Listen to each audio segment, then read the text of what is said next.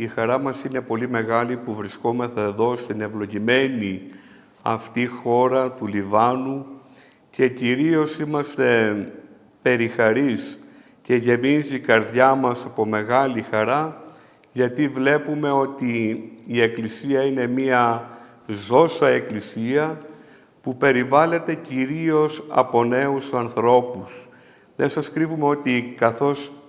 ανοίξαμε την πόρτα από το πούλμαν και κατεβήκαμε, συναντήσαμε τόσο πολύ κόσμο. Αλλά αυτό το οποίο μας χαροποίησε ιδιαίτερα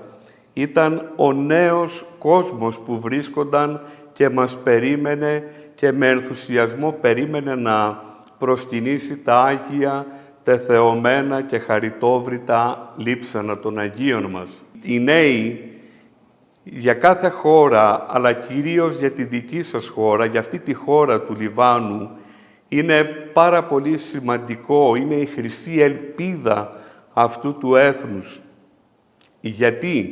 Γιατί ακριβώς οι νέοι πρέπει να μείνουν εδώ και να μείνουν εδώ, να είναι δηλαδή κοντά στην Εκκλησία για να διατηρήσουν αλόβητες όλες τις παραδόσεις, όλα τα ήθη, όλα τα έθιμα και κυρίως γιατί είναι το μέλλον αυτού του τόπου.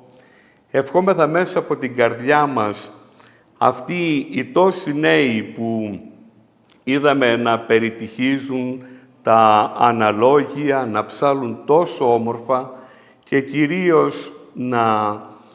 στρέφονται κοντά μας και να επικοινωνούν κοντά μας ως να ήταν γνώριμοι μας, να είναι αυτά τα ζωντανά μέλη της τοπικής εκκλησίας και να δώσουν ό,τι καλύτερο υπάρχει στην πατρίδα. Είναι πολύ σημαντικό να παραμείνουν, το τονίσω και πάλι, στην χώρα, γιατί αυτοί θα αποτελέσουν την μαγιά για να μπορέσει να έχει μέλλον και πάλι αυτός ο τόπος. Και ιδιαίτερα στην σημερινή κοινωνία που βλέπουμε η παγκοσμιοποίηση να θέλει όλα ως σαν ένας οδοστρωτήρας να τα ισοπεδώσει και να μας δείξει ότι όλοι είμαστε το ίδιο και όλοι είμαστε σαν ένας κυμάς. Θέλω να πω ότι πρέπει μαζί με αυτήν την ελπίδα την οποία στηρίζουμε σε αυτούς τους νέους, κυρίως θέλουμε να πούμε ότι είναι και η δύναμη της αντίστασης απέναντι σε έναν κόσμο που είναι μεταποιημένος και δυστυχώς